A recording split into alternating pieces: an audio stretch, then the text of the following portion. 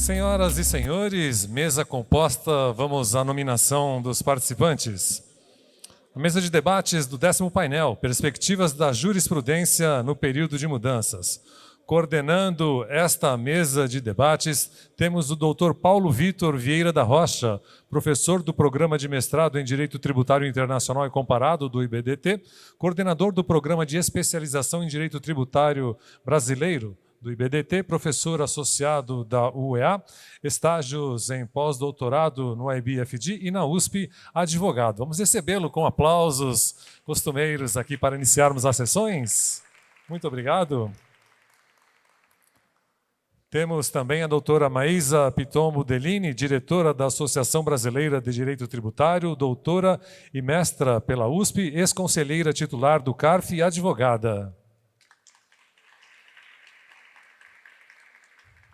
Doutora Alessandra Okuma, doutora e mestra pela PUC de São Paulo, professora e advogada.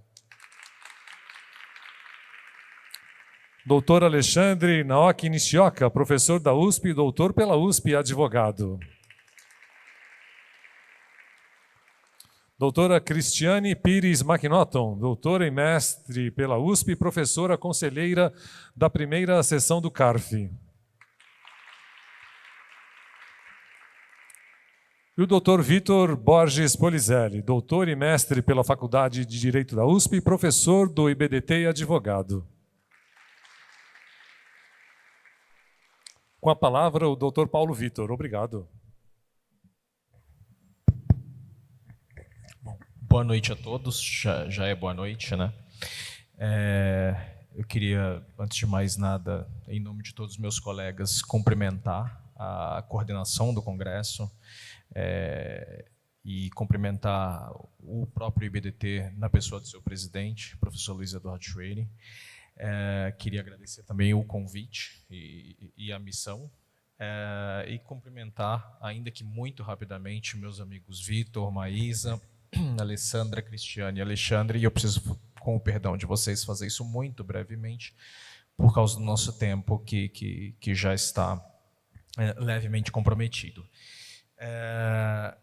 Eu tenho uma missão aqui bastante difícil, que é tentar promover aqui uma mesa de debates à semelhança das mesas de debates de toda quinta-feira às 11h15, que, como disse o Luiz Flávio, acontecem há 50 anos. E é uma missão bastante difícil porque conduzir uma mesa de debate nos remete às grandes figuras do IBDT que sempre conduziram essas mesas, figuras essas a cuja altura eu não estou, mas eu preciso me desincumbir desse ônus e tentar ajudar os meus colegas aqui a termos um debate interessante que chame a atenção e que desperte curiosidade de vocês, ainda aqui no fim do dia.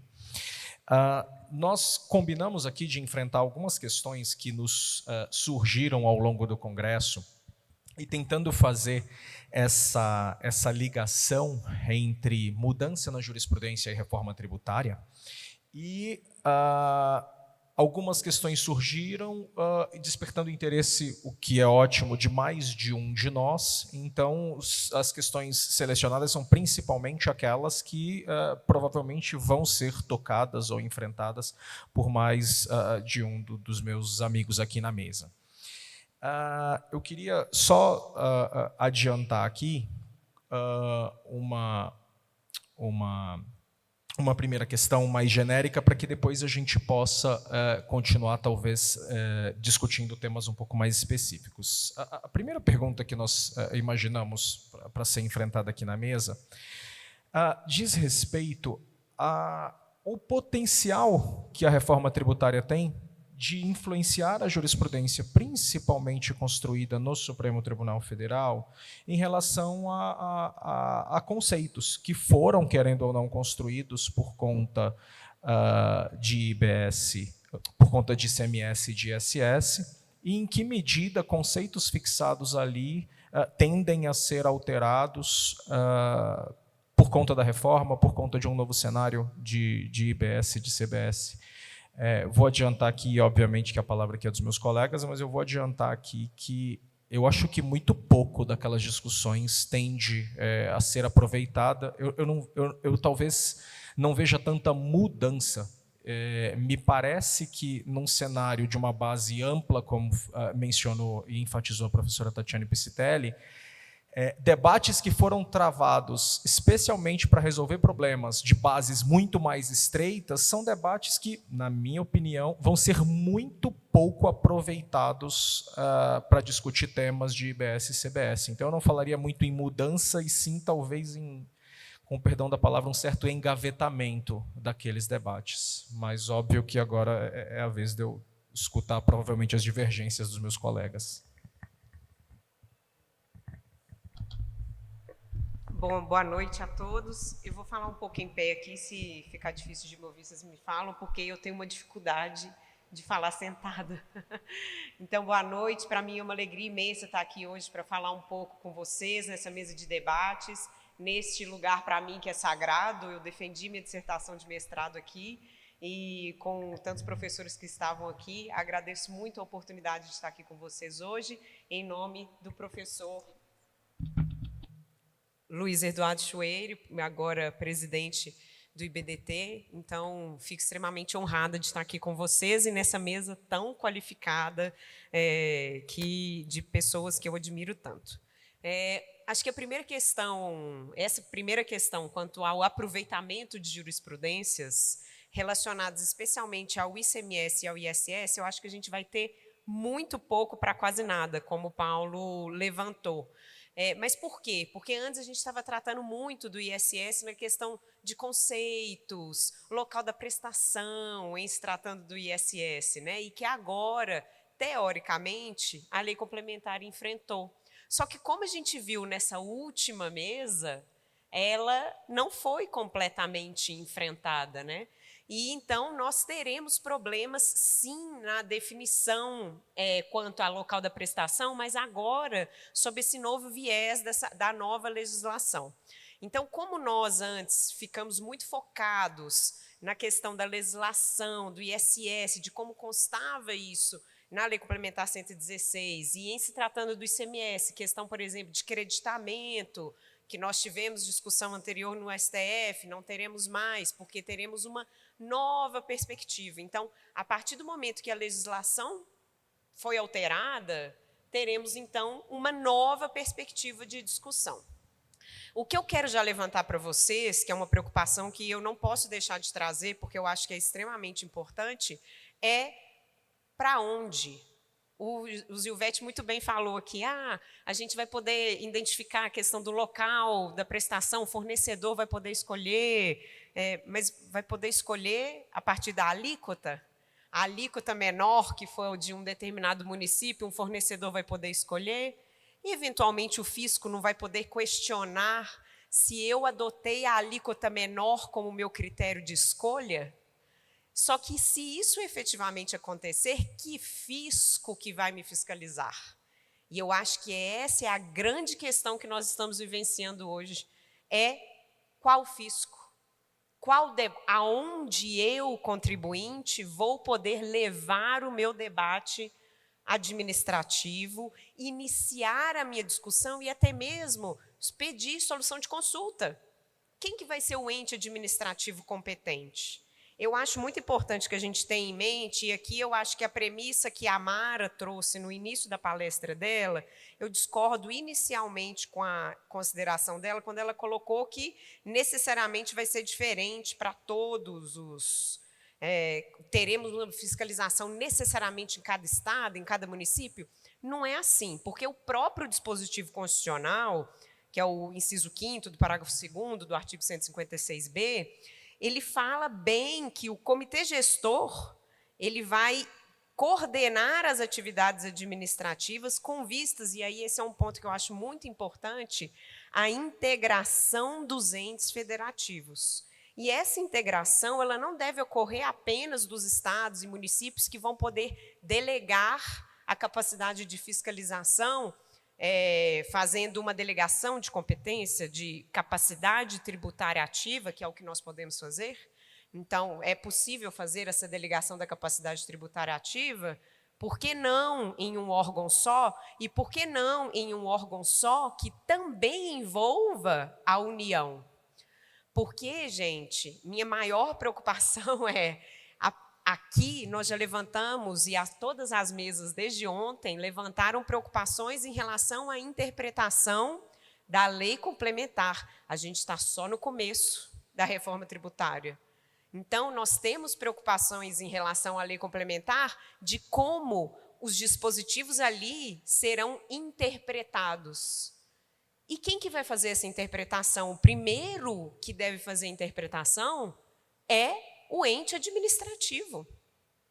E o CARF, e aí a Cris, depois eu vou passar para você para trazer as considerações, o CARF já falou que o competente para tratar de CBS vai ser a terceira sessão de julgamento, em se tratando de lançamento, que já é sólido em relação à perspectiva federal de como vai ser. Agora, o que nós tivemos? Nós temos um IVA que, originariamente, não foi concebido para ser um IVA dual. As propostas originárias, e aqui eu excluo a PEC 110, que ela não chegou, a PEC 110, ela trouxe em alguns aspectos, mas a gente tinha outras PECs que mudavam essa perspectiva, mas a PEC 45, originariamente, ela era de um IVA só. Politicamente, nós tivemos essa divisão no IVA dual para trazer essa perspectiva dos estados, municípios, com a fixação de alíquotas, exatamente para garantir uma força política ao processo, só que a gente não tinha soluções de fiscalização, administração, focadas para esse problema de ser um IVA dual e quem vai ser o ente que vai poder interpretar. A meu ver, a discussão que está sendo travada no PL 108, ela mostra claramente que nós não estamos indo para um bom caminho. Nós não estamos indo por um bom caminho, porque nós estamos tentando garantir uma independência dos estados e municípios, para até mesmo fixar obrigações acessórias diferentes, pelo amor do Santo Cristo. Como é que vai ser a nota fiscal de cada um ser diferente, sendo que a proposta é simplificação, cooperação. A gente tem o princípio da cooperação, não é simplesmente para que o ente coopere com o contribuinte, não, é para que os entes federados cooperem entre si. E se a gente pensar na União Europeia, eles mesmos chegaram nessa conclusão, quando a gente pensa na diretiva da União, em chegar em um consenso, em que todos iriam chegar em um consenso comum, que nós aqui precisamos chegar num consenso comum de fiscalização, de interpretação, de solução de consulta, para que a gente consiga cortar na raiz problemas, porque senão, gente, se for para TJ e TRF, então CBS vai para o TRF, IBS vai para o TJ, depois, até chegar no STJ, para depois chegar no STF, que quem vai ser o competente no final das contas, considerando a complexidade da emenda constitucional 132, ele quem vai resolver, será que ele vai trazer a que momento que nós vamos chegar nisso? Será aí depois de 20 anos da implementação em 2032? Isso é inviável. Então, eu já levanto isso como umas preocupações, não quero aqui tomar o tempo, até porque a minha resposta foi rápida, e aí eu já quis levantar alguns pontos que me preocupam, e depois eu vou contribuir mais com o debate. Obrigada, gente.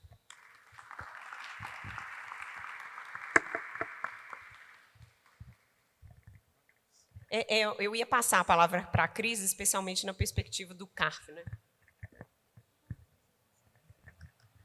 Perfeito. Primeiro, agradecer a presença de todos aqui, todas. Boa noite já.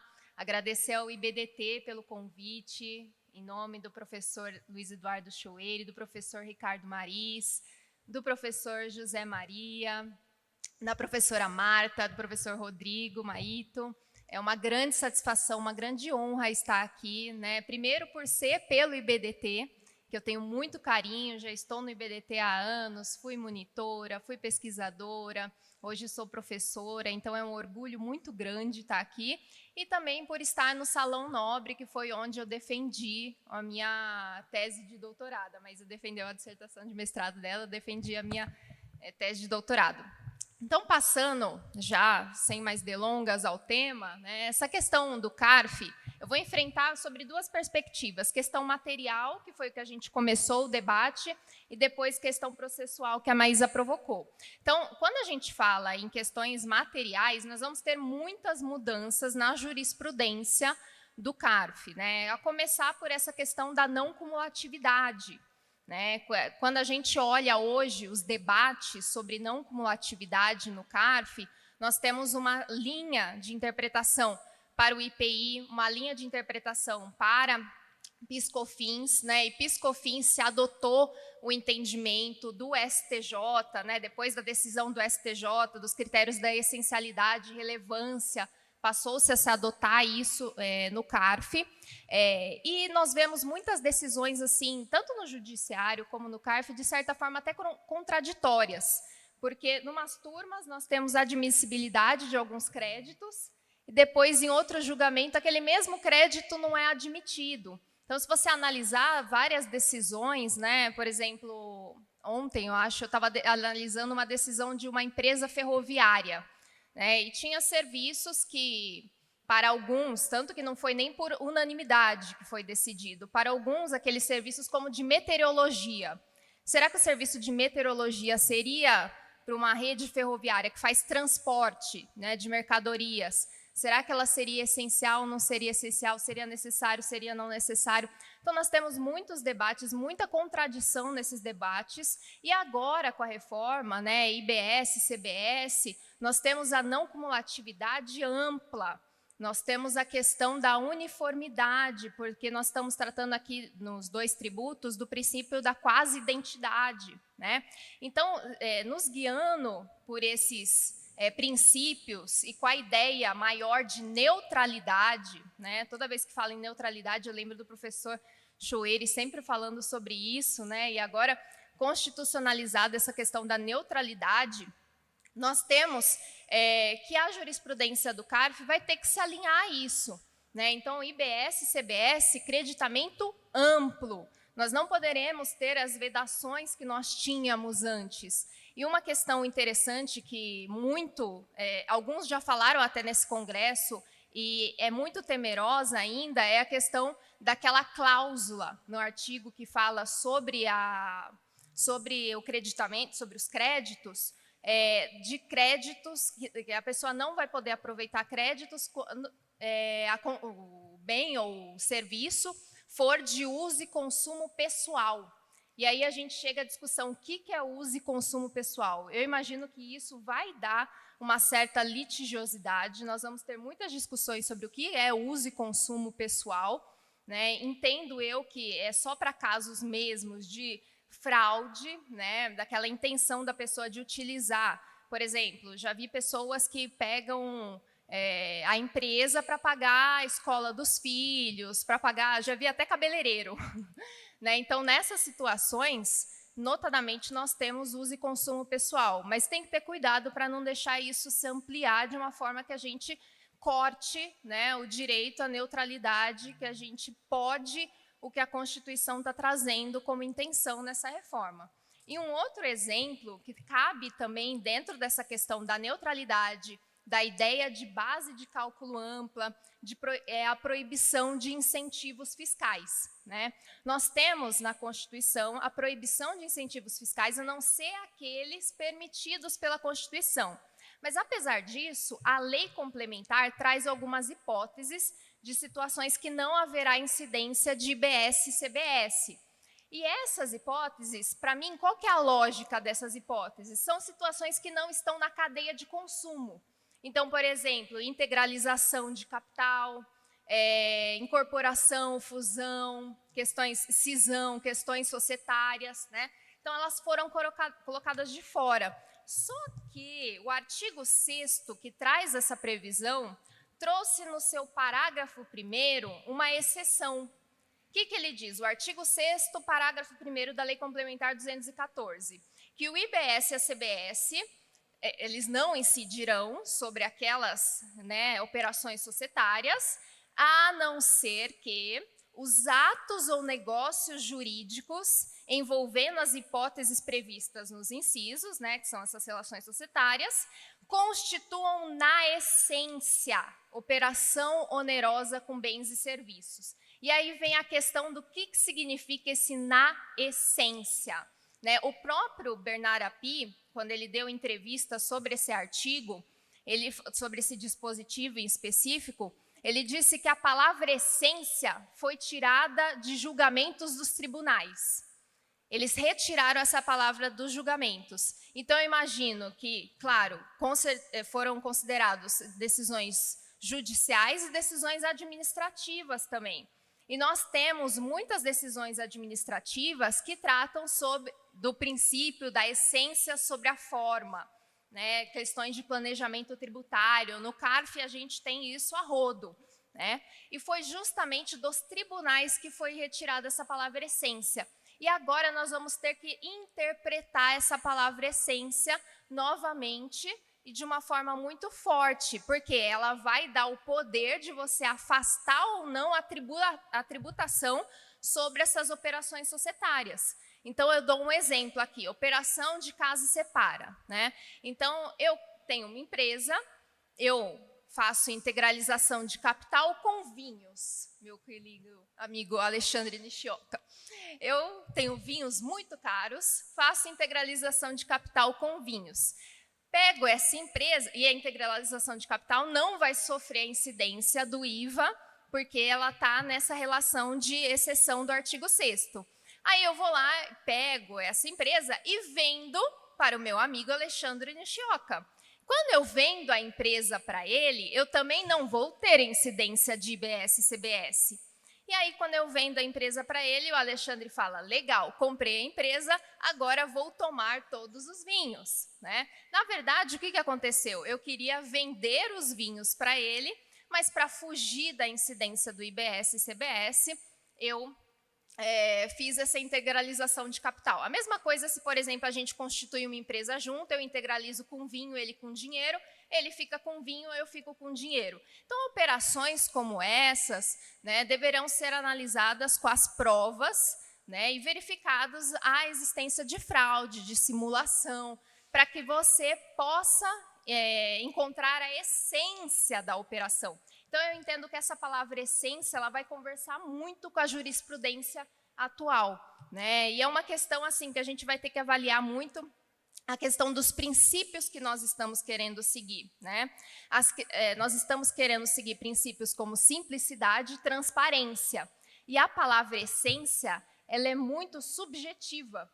E o subjetivismo ele não tem nada de simplicidade e nada de transparência. Então, nós vamos ter que fazer uma interpretação que converse com o que nós temos de jurisprudência, que foi adotada para a redação desse artigo, e mais, com os princípios constitucionais veiculados com a reforma tributária pela emenda constitucional 132. E agora passando sobre a questão processual, sem querer me alongar muito, que meu tempo já está acabando, a questão processual é algo que preocupa muito, porque nós podemos ter decisões divergentes para IBS e CBS, a depender de como sejam tratados os tribunais. Como a Maísa falou, o CBS ficaria para julgamento da 3ª sessão e o IBS seria julgado por um órgão que será instituído ainda pelo comitê gestor. A gente ainda não sabe como que vai ser isso. Só que nós vamos ter o risco de julgamentos diferentes. Aí eu coloco até uma pergunta aqui para a mesa, se alguém quiser responder, ou uma pergunta retórica, que é a questão de nós termos decisões conflitantes entre os órgãos em ordens diferentes. Então, por exemplo, nós temos um órgão que decidiu algo para o IBS, e o CARF ainda não julgou para o IBS, para o CBS, aquela mesma questão. Será que o CARF deve levar em consideração o que esse órgão julgou para a CBS? Ou ele tem livre convicção? O contrário também, se o CARF decidir antes e depois esse órgão for julgar, será que ele tem que se orientar pelo que o CARF disse? Ou será que ele tem plena, livre convicção de decidir, né? Só sei que, como disse Carlos Drummond de Andrade, havia uma pedra, no meio do caminho havia uma pedra, né? Que essa pedra não seja a divergência, não seja a confusão, não seja a falta, né, de uma interpretação que coadune com a Constituição, mas que seja uma pedra sólida sobre a qual nós nos apoiemos, pensando notadamente nos princípios constitucionais que foram inseridos pela emenda constitucional. Agradeço e volto a palavra para o presidente.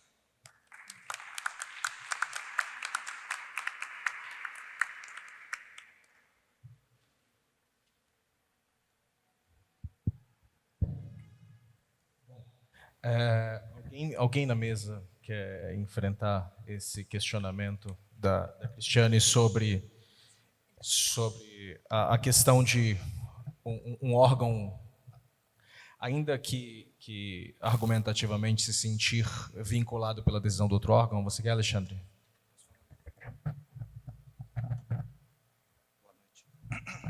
Boa noite a todas e todos. Queria inicialmente agradecer o IBDT pelo convite, né, mais um convite, na pessoa do professor Schwery, professor José Maria, professor Luiz Flávio, professor Rodrigo, né, professor Zilvete. Fico muito honrado de estar aqui na minha casa, né, na Faculdade de Direito do Largo de São Francisco, que foi a casa de meu pai e hoje, atualmente, a casa do meu filho, Pedro Henrique, né, que trabalha aqui com a Tatiana Piscitelli.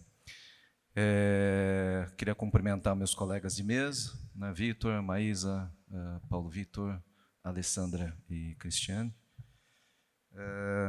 e né, tentar aqui falar um pouco sobre o que a Cristiane nos trouxe, né? Porque, de fato, a gente vai ter uma situação bem interessante, porque nós falamos, né, de um IVA dual, CBS de competência federal e IBS de competência estadual e municipal. Mas o que é muito interessante é que nós temos a instituição desses tributos, né, por uma mesma lei complementar, 214,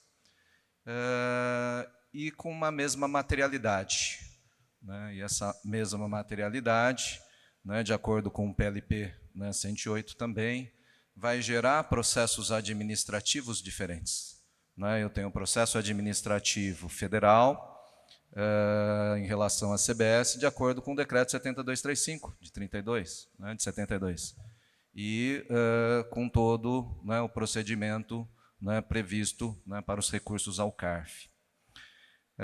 E pelo PLP, na realidade, a gente acaba tendo, né, dentro de um comitê gestor, né, um órgão que vai julgar, digamos assim, né, num primeiro momento, como as turmas ordinárias do CARF julgam, né,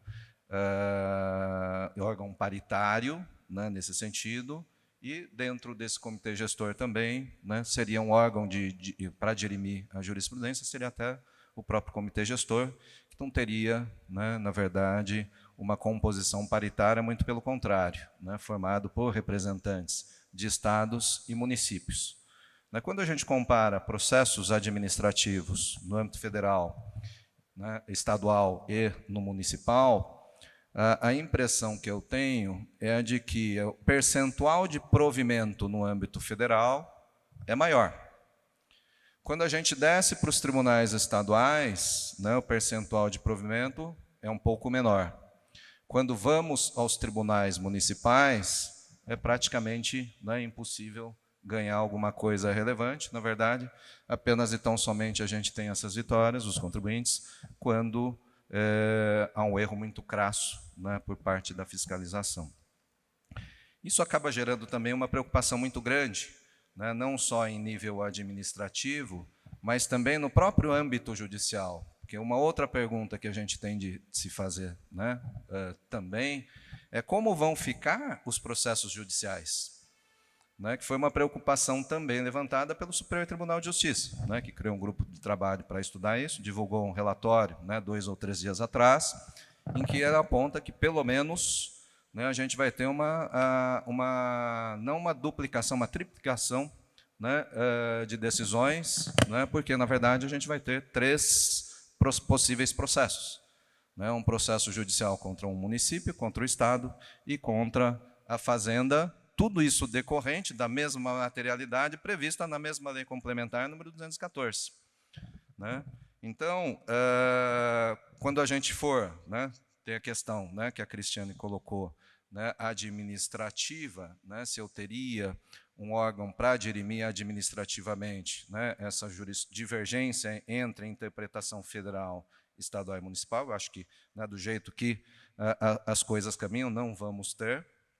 Mas, por outro lado, se tivermos de ir ao Poder Judiciário, e aí também fica uma questão muito interessante. Quem é competente para julgar no Poder Judiciário essas questões? Né? Que também foi uma questão colocada pelo STJ, né? A questão da competência. Porque um órgão federal não tem competência para julgar tributo estadual e municipal. E o TJ, por sua vez, não tem competência para julgar um tributo federal. Então, será que, e aí pensando com os meus botões, será que não teríamos de criar alguma coisa, né, que fosse dirimida por um tribunal superior ao TJ e ao TRF, ou seja, algo de uma competência originária, por exemplo, do STJ? Né, porque uma das propostas que foi também analisada pelo STJ foi a de uma possível ação declaratória de legalidade ou uma ação declaratória de ilegalidade, de competência originária do STJ. Né? O STJ também põe, né, uma série de obstáculos em relação a isso, né, porque ele também está com muito medo, né, dessa quantidade enorme de recursos, né, porque, de fato, a gente fica com uma solução aqui bastante difícil. Né? Contra quem eu vou entrar com uma ação anulatória e em qual tribunal? Né? Se é o estadual, se é o federal, né? E como que a gente vai dirimir essa jurisprudência, porque, de fato, né, ou a gente deixa como está. Né? Então, IBS vai para TJ, né, para as varas da Fazenda Pública, e CBS vai para a Justiça Federal. E aí a gente, né, vai com recurso especial por divergência, e aí o STJ lá na frente dirime toda essa questão, né, a não ser que a gente também volte, né, para os mecanismos de solução, né, ou de divergência jurisprudencial, ou até, né, em repercussões gerais, recursos repetitivos, mas aí numa inversão ao processo, ao meu ver, que é uma inversão muito ruim, né, porque a gente perde também, né, toda a questão probatória da primeira instância, né, a gente perde a relevância dos juízes de primeiro grau, os próprios desembargadores ou desembargadores federais, né, também acabam tendo um papel muito limitado, né, porque, na verdade, se tudo ficar sobrestado até o julgamento do repetitivo pelo STJ, ou até o julgamento da repercussão pelo Supremo Tribunal Federal, também a celeridade que nós buscamos, né, também ficaria algo muito difícil de a gente alcançar, né, porque a gente não pode se esquecer que no Supremo são 11,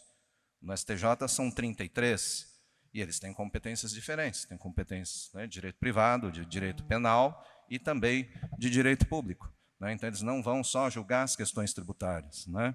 Então, o STJ, né, parece que nesse relatório acaba admitindo, de certo modo, né, a discussão sobre essa ação direta de legalidade ou, né, de ilegalidade, né, com o objetivo de tentar dirimir de uma forma, mas ressalvando, de fato, justamente essa perda da relevância, né, de primeira e segunda instâncias. O que, como eu disse, para mim, eu acho que é muito ruim, né, nesse ponto específico. Então, em relação a esse ponto específico, né, acho que, como aqui a gente está numa mesa de debates, acho que era o que eu tinha para colocar e estou aqui aberto às colocações dos meus colegas. Obrigado.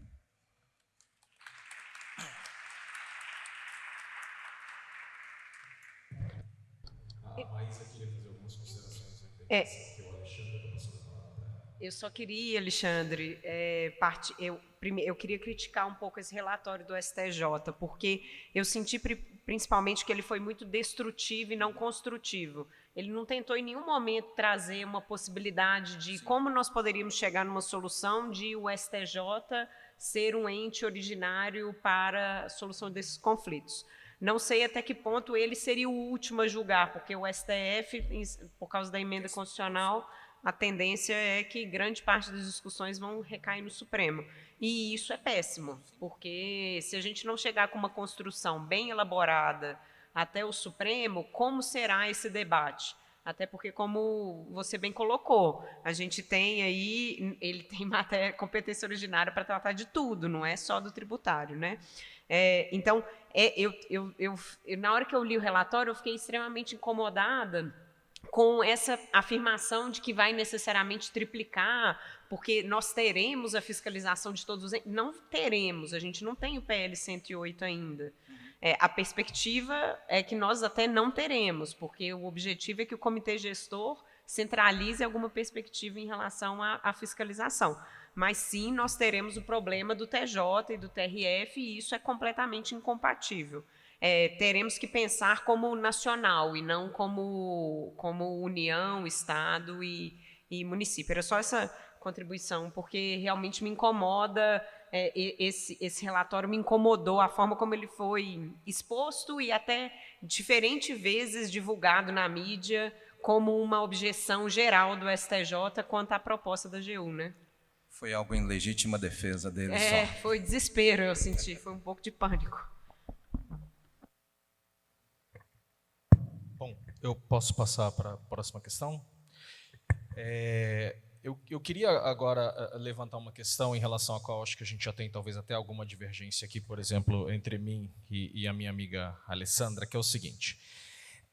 Levanta-se a pergunta sobre pontos de muito potencial litígio na reforma como possível causa de mudança na jurisprudência. Então, a Alessandra, por exemplo, tem a opinião aqui, ela vai defender o ponto dela, de que há muitos pontos de potencial litígio na reforma entre fisco e contribuinte e que esses pontos têm muita tendência a levar a alteração na jurisprudência.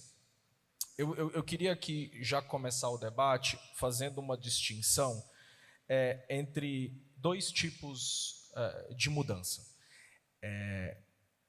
É claro que os princípios constitucionais tributários, ainda que alterados na reforma, continuam mais ou menos de pé, como a gente conhece, sem tanta alteração na estrutura deles, embora haja, sim, alterações significativas.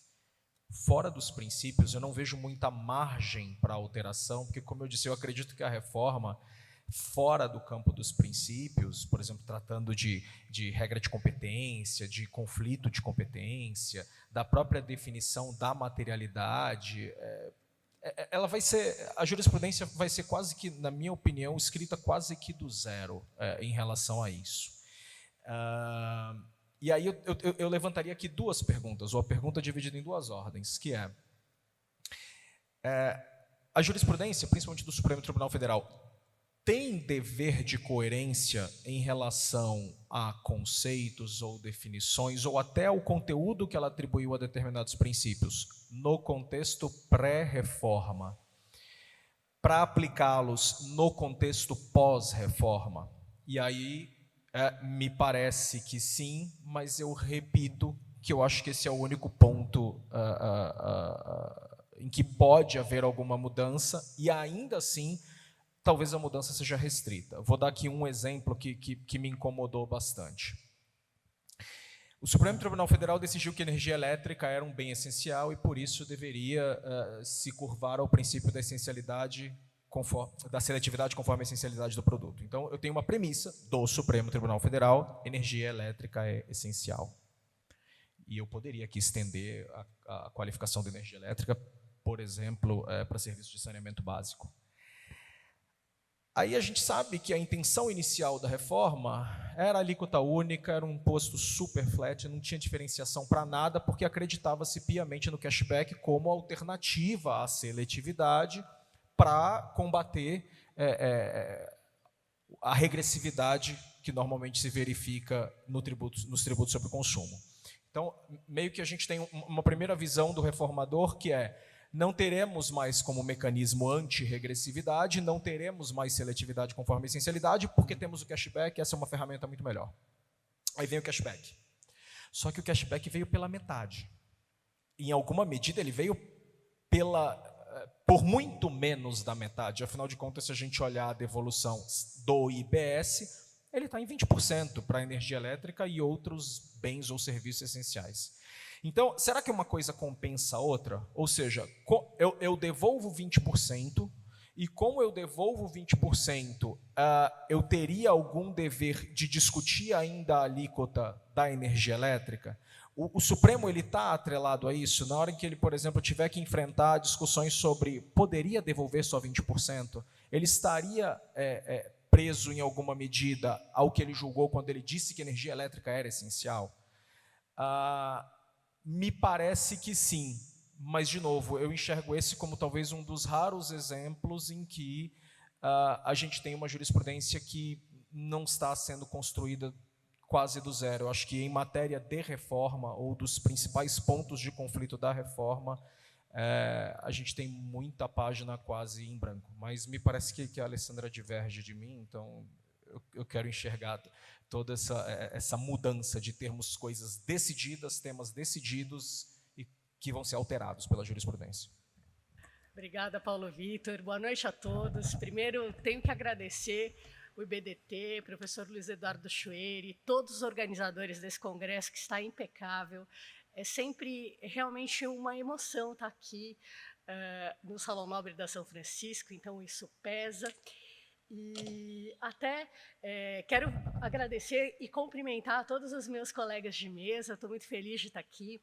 Paulo Vitor, obrigada. Você sabe que, na verdade, eu acho que a reforma tributária ela vai ter pontos de conflito e de litígio, mas que são litígios pontuais, tá? E aí eu vou trazer para vocês os dois que eu enxergo que são mais sérios, né, nesse contexto. Então, vejo que a gente tem aqui dois pontos que são bastante relevantes, que acho que vão ter que ser trazidos e vão gerar muito questionamento dos contribuintes.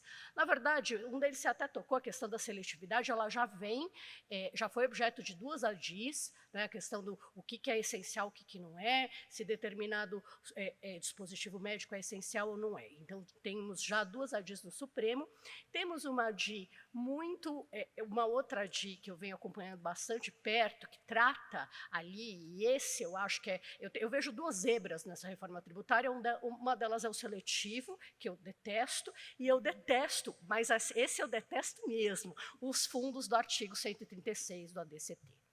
Esses fundos eles são um contrassenso e eu, infelizmente, tenho que conviver muito com eles, porque eu atendo, né, trabalho nessa área, e eu sofro em relação a esses fundos. Esses fundos eles nasceram, na verdade, e eles foram criados ali no final dos anos 99, o primeiro que veio foi pelo criativo Estado do Mato Grosso do Sul, que criou o Fundersul, que era um fundo que, veja que esquisito, para você ter uma isenção, uma isenção que está normalmente atrelada ao produto agro, a uma exportação, para você se beneficiar de um diferimento ou de uma isenção nessa venda, quando você dá a primeira saída da mercadoria do seu estabelecimento, você tem que pagar 1% do valor do imposto que seria devido para esse fundo.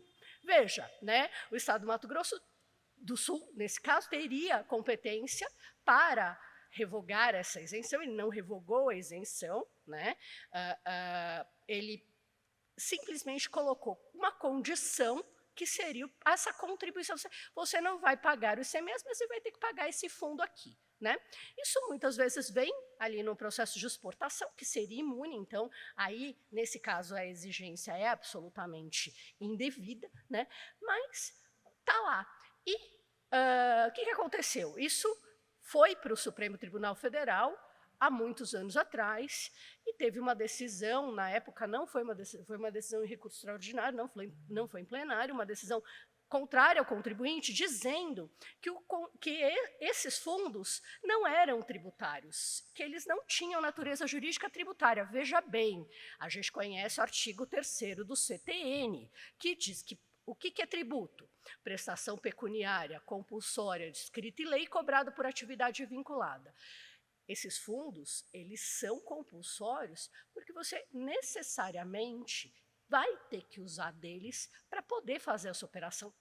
A compulsoriedade, ela vem à medida que ele está atrelando o fato gerador a uma isenção. A compulsoriedade vem na medida que quando você pratica. O fato gerador é você poder ter que se repagar aquilo para usar o incentivo fiscal. Então, a compulsoriedade, ela está antes, né, o contribuinte não tem a faculdade de escolher, eu vou pagar o ICMS e depois pedir restituição, ou pagar o fundo que é muito, né, o ônus é muito menor. Então, mas o Supremo deu uma decisão apressada, equivocada, quanto à natureza jurídica disso, sem observar o artigo 3º do CTN, e essa decisão fez coisa julgada, né? Depois disso, que os fundos eles se multiplicaram por todos os estados do Centro-Oeste. Como moeda de troca na reforma tributária, veio o artigo 136. O artigo 136 ele trouxe algumas inovações importantes nessa matéria. Primeiro, que o artigo 136 deixa claro que isso é uma contribuição. E aqui estamos num congresso que a gente veio falando de conceitos, a Fabiana trouxe isso muito bem, né? O que é uma contribuição, o que é um imposto, quais são as diferenças, qual é o regulamento de uma contribuição. Sendo uma contribuição, esses fundos têm que seguir um regime jurídico tributário. Então, eles deixaram, né, se esse entendimento do Supremo, que era, no fundo, esses fundos não são compulsórios, a partir da emenda constitucional 132, eles passaram a ser, eles são tributos, eles são classificados como tributo. Né? Então, esse é o primeiro ponto que eu vejo de que isso vai realmente ter mudança de jurisprudência. Além dessa decisão que eu citei ali do Fundesul, que é uma decisão antiga, a gente teve uma decisão mais recente também, aí em relação ao estado de Goiás, do Fundeinfra, foi proposta uma ação declaratória, uma DI, acho que foi o CNI que entrou com a DI, e essa DI, a cautelar, o Toffoli deferiu a liminar, mas essa liminar não foi referendada em plenário, também sob o argumento de que haveria dúvida em relação à natureza jurídica desses fundos que são cobrados, principalmente de commodities agrícolas, e quando vão destinadas à exportação. Então, a gente tem duas decisões do Supremo dizendo que isso é uma coisa estranha, e aí eu lembro até do Frankenstein, que o Maito trouxe na palestra, porque esses fundos, para mim, são realmente um Frankenstein, um ornitorrinco, eles estão ali misturando uma série de conceitos para tentar driblar a atribuição de competência tributária da Constituição Federal. Né? Mas, enfim, passaram, né? 2 vezes eles passaram ilesos pelo Supremo, e agora o Supremo vai ter que enfrentar esse imbróglio que ele trouxe, que é agora existe uma natureza jurídica tributária que está posta na emenda constitucional e o Supremo vai ter que julgar isso como tributo. Né? Eu não vejo como fugir dessa clareza da natureza jurídica desses fundos. Então, eu acho que esse é um ponto potencial de mudança de jurisprudência, e nesse caso eu acho que é uma mudança bastante positiva, porque a Constituição deixou claro que isso é tributo.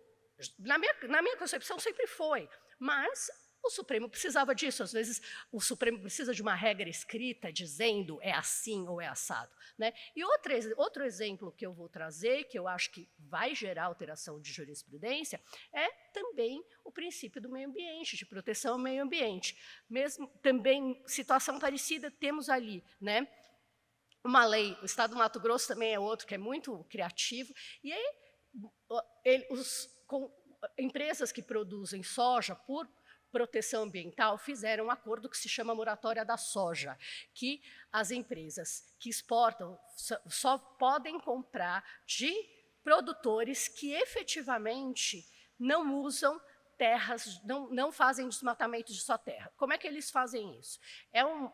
Eles têm que ter um controle super sério de produção por hectare e saber quanto hectare que a fazenda de cada produtor tem, para não comprar soja mais daquele produtor, que eventualmente pode desmatar uma área ali, que é uma área de proteção ambiental, para plantar soja. Então, para evitar isso, existe esse grande acordo, que é a moratória da soja, que a maior parte das empresas aderiu. Como eu comentei, o segmento, né, e aí a soja commodity para exportação, quando ela é exportada, ela tem aí, né, eles chamam de incentivo fiscal, um diferimento de CMS, né, na venda, na operação interna, até chegar à exportação.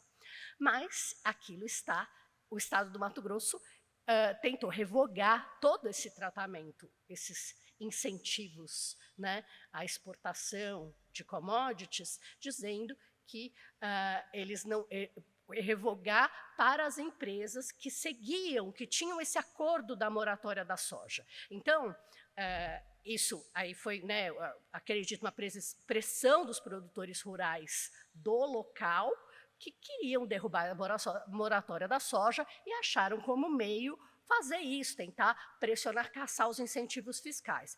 Bom, isso foi também para o Supremo, tem uma ADI, que a ADI até o número 7774, o tema é super interessante e envolve o princípio do meio ambiente.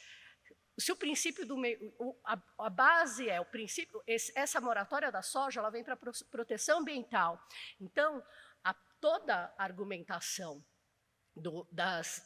da petição inicial é dizendo que, assim, olha, o Mato Grosso vai ter que não pode caçar esses incentivos fiscais que estão de acordo com o princípio de proteção ambiental. O Sérgio Dino concedeu a liminar, depois ele mesmo revogou sua decisão, né, ele concedeu a liminar com base no princípio da proteção ambiental, depois ele mesmo reconsiderou sua decisão, e aí ele reduziu o escopo, né, ele deixa o Mato Grosso agora revogar, ele nessa última decisão, uma decisão até um pouco confusa com as palavras, mas ele deixa claro que o Mato Grosso não está obrigado a criar incentivos fiscais, então ele coloca o marco temporal para esses incentivos que beneficiam empresas que aderem a esse acordo que é a moratória da soja.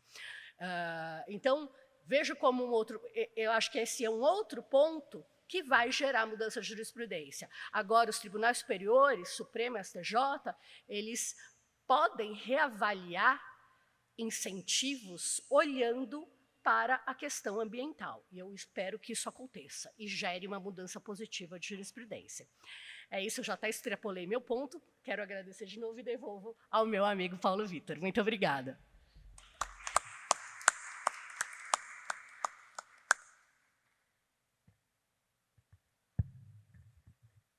Bom, como a gente já está... Eu teria aqui uma divergênciazinha para colocar para debate, mas eu queria ver o Vitor enfrentar um ponto que já foi levantado aqui pelo Luiz Flávio e que gerou bastante discussão e que a gente consegue também ter debates interessantes sobre eventual, de novo, se temos mudança ou se temos algo a aproveitar, ou se nem mudança nem aproveitamento a gente vai começar do zero, que é a questão dos preços de transferência internos. Então, o primeiro ponto eu queria saber, Vitor, você concorda com a afirmação de que são coisas completamente diferentes? E sendo diferentes ou sendo parâmetros parecidos, o que a gente pode esperar da jurisprudência nessa definição do que seja valor de mercado? Obrigado, meu amigo Paulo Vitor.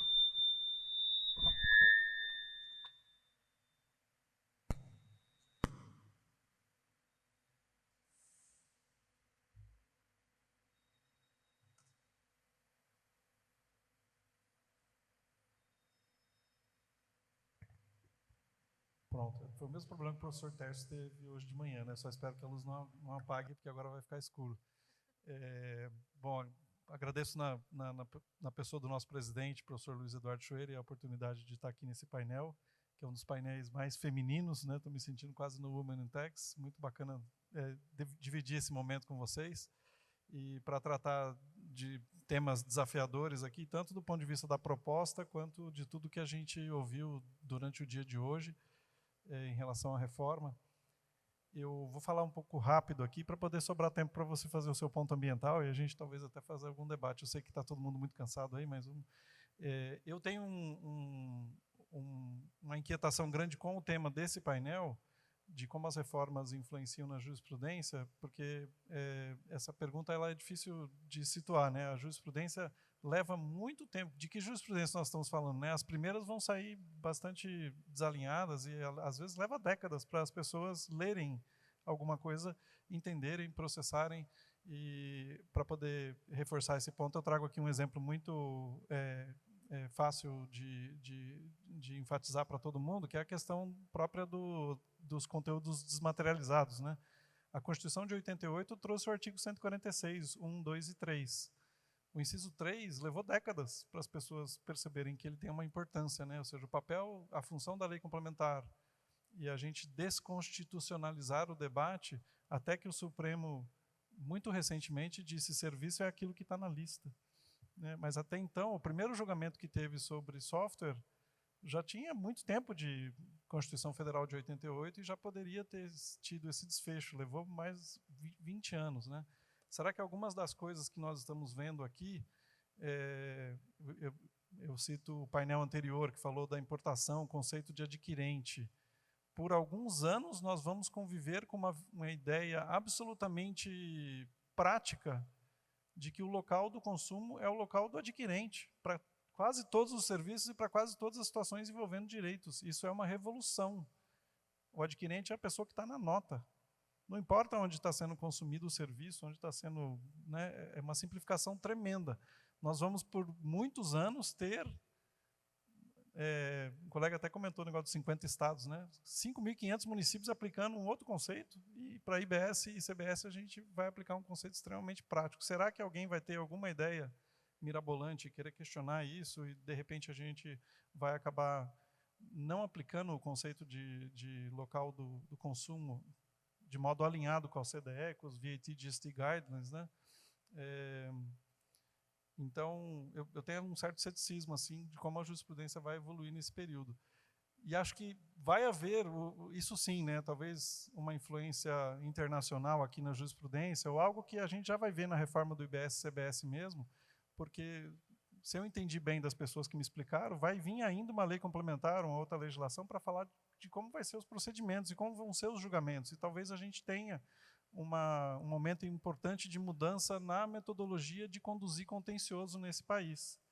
A própria questão da modulação dos efeitos é extremamente importante. Muitas vezes eu me vejo teorizando que nós vivemos um momento no Brasil em que as empresas ganham a discussão quando o partido A está no poder, porque a decisão vai desestabilizar o partido A que está no poder do ponto de vista financeiro. Né? Essas questões que a gente tem de discussão de legislação em tese e que geram restituições enormes, podem, pelo sistema que a gente tem, virar um instrumento de briga política, e isso é péssimo. Né? E, de fato, se a gente tivesse uma maneira diferente, estou falando aqui de influência internacional, né? Tem países que você não restitui imposto, você discute e a legislação é corrigida. Essas questões que a gente tem no Brasil de contencioso são muito difíceis. Então, acho que talvez mudanças que a reforma do IBS e CBS formule na maneira de conduzir contencioso podem talvez até mudar a nossa maneira de fazer isso. E tudo isso influencia a jurisprudência. Mas o IBS e CBS e o transfer pricing, né? Olha, eu tenho muita dificuldade de conceber posições distintas para a área federal e preço de transferência e para o IBS e CBS, se a legislação do IBS e CBS está usando exatamente as mesmas palavras da legislação do preço de transferência. Não dá para operar o mesmo sistema e chegar a conclusões distintas. Mas a gente sabe que a palavra serviço e software, ou outras palavras aí, né, como um dos painéis já ilustrou também, sai solução de consulta da Receita dizendo que para PIS e COFINS é serviço, para outra coisa é direito, aqui é direito autoral, então isso realmente é muito ruim. Mas, de fato, a legislação do IBS-CBS emprega uma linguagem que foi copiada da legislação de preço de transferência E nós temos aí, então, um desafio de pensar, será que vão pensar em um método diferente? Se já tem tantos métodos bons lá na legislação de preço de transferência, vamos usar aqueles para determinar o valor de mercado. Como é que vão inventar alguma coisa distinta? E aí, como conclusão final, talvez para passar minha opinião aqui em matéria de IBS e CBS, seria bom, né, talvez lembrar que esse sistema que a gente tem agora de preço de transferência, ele não devia nem chamar preço de transferência, porque a última coisa que a gente encontra ao pilotar essas regras é um preço. Né, é ruim aqui lembrar, né, que o método mais utilizado para preço de transferência é o tal do método da margem líquida da transação, conhecido como TNMM. E esse método, ele é uma comparação de margens líquidas, ele não determina o preço da transação. Então, essa metodologia de preço de transferência, em relação aos métodos em si, e a praticabilidade, né, a facilidade de se implementar, na verdade, as pessoas usam o TNMM porque é um método que dá para fazer. Para os demais métodos, não há prova, não há evidência, não tem uma base de dados de preços praticados entre partes independentes. Então, pensando nessa perspectiva, né, eu acho que, do ponto de vista teórico, há um alinhamento, mas, na prática, pode ser que não há, porque não haja, né, porque o preço de transferência a gente não conclui com preços. Né, isso é muito raro, você só consegue aplicar métodos tradicionais, o PIC, PRL e Cost Plus, se você tem uma operação interna em que você pratica um preço de mercado. E daí, talvez, nessa perspectiva, para IBS e CBS funciona. Agora, quando eu não tenho parâmetro nenhum, preço de transferência não funciona. A gente vai ter que reinventar essa metodologia, talvez, de fato, o IBS e CBS desenhem algo novo aí. Quero agradecer de novo aqui, mas estou à disposição para os debates, se sobrar tempo.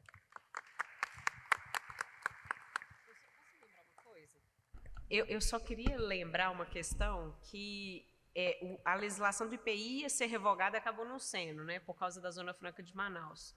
E o IPI tem a previsão de um preço de transferência interno por causa da praça, a praça do remetente. Então, ainda que não tenha dotado, eu fico um pouco apreensiva, porque essa questão do valor, eu não sei se vai voltar essa discussão para tentar fazer algum tipo de equiparação com essa questão do IPI, para falar em relação à praça, que no CARF a discussão era imensa, que era a depender da operação, porque ele podia ser a praça considerando o Brasil, a praça a região metropolitana, a praça o município.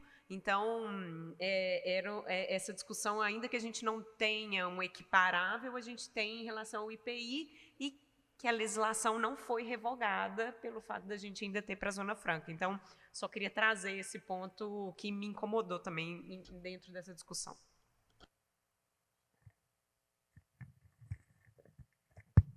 Eu queria até devolver ainda com uma pergunta, que assim, a regra do IPI, embora a discussão seja o tamanho da praça, no fundo ela tem uma justificação que lembra um pouco a criação das regras de preço de transferência. Eu estou falando de regras que não tem na sua premissa a fraude, a sonegação. Eu não vejo essa premissa no IPI, eu não vejo essa premissa nos preços de transferência, mas me chamou a atenção quando o Luiz Flávio levantou que na União Europeia, tratando de VAT, eles têm a premissa da fraude, eles têm a premissa da sonegação. E aí a pergunta que isso me levantou, e obviamente eu não tenho resposta, eu estou devolvendo para você e para você, é o seguinte: a gente deveria assumir a premissa da diretiva da União Europeia, e isso de fato tornaria as regras do IBS e do CBS regras voltadas ao combate ao ilícito, ou a gente deveria, já que isso não está posto, esquecer a premissa da União Europeia e ficar com uma premissa mais alinhada com preços de transferência? Bom, em princípio, não houve nenhuma manifestação do legislador no sentido de que ele estava ali a combater fraude ou sonegação, logo eu ficaria com a premissa das regras de preço de transferência. Pois é, só que lá eu estou falando de um imposto muito mais parecido, eu estou falando de IVA, entendeu? Então, o conflito que isso acendeu para mim foi, o IBS-CBS pela semelhança com o IVA europeu, alguma semelhança, a gente sabe que não foi a inspiração final, mas pela semelhança com o IVA europeu, e o Luiz Flávio demonstra alguma inspiração nas regras do IVA europeu para este tema. Eu adoto as premissas do IVA europeu de que aquilo ali é para combater fraude ou sonegação, ou não, já que o nosso legislador, querendo ou não declarou isso tudo, eu fico mais alinhado a uma premissa de que eu preciso apurar valores de mercado, ou, como diz o professor Schwery, converter reais de partes relacionadas em reais de mercado, entendeu? Eu estou muito em dúvida sobre qual é a premissa a adotar nisso. Vocês têm uma posição? Eu creio que a nossa premissa é um pouco mais ampla mesmo, né? Não é só fraude e sonegação, e assim uma premissa quase que sistêmica, né, de preenchimento de lacunas, ou seja, ela captura essas operações entre partes relacionadas e tem lá um conceito, né, copiado de preço de transferência para partes relacionadas, que eu acho que é exatamente para fechar essa lacuna de operações que talvez não tenham uma operação subsequente também, né, e que se fossem praticadas entre terceiros teria um recolhimento maior, né? Claro que se a gente tem operações relacionadas e há uma operação subsequente, obviamente que o problema de uma subprecificação numa determinada etapa se corrige na etapa seguinte, mas pode acontecer que muitas dessas transações entre partes vinculadas terminem ali, né, e aí isso não acontece. Então, acho que a nossa premissa está um pouco mais ampliada e está visivelmente inspirada no conceito de preço de transferência. Ela até está maior do que era, né, porque o ICMS já tinha um preço de transferência também, similar ao da praça, mas ele era bastante específico, né, e agora ele se amplia cada vez mais, o número de pessoas e tudo, então ficou uma criação meio brasileira mesmo nessa parte.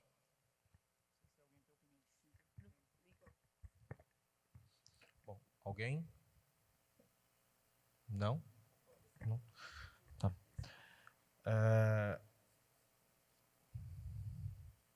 Bom, a gente tem 10 segundos, né?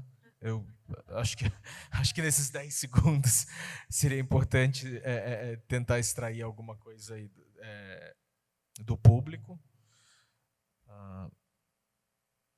Eu tendo, de todo modo, a ainda ficar... Eu concordo, eu enxergo os seus argumentos, Vitor, mas a inspiração... pelo menos assumindo a premissa do Luiz Flávio, de que no processo legislativo eu tenho inspiração no IVA europeu, ainda me deixa bastante em cima do muro em relação a isso. Apesar de que pelo os amor de exemplos... Deus, eu morro de medo dessas coisas de inspiração. Não, é porque o ponto que também me deixa curioso é o seguinte, os casos que ele cita de decisões da Corte Europeia de Justiça são casos em que, embora a diretiva fale em fraude ou sonegação, a pouca descrição que a gente tem dos casos não parecem ser casos de fraude ou sonegação. Então, isso também, para mim, é um ponto obscuro. De fato, o IVA europeu está apoiando isso na premissa de fraude ou sonegação?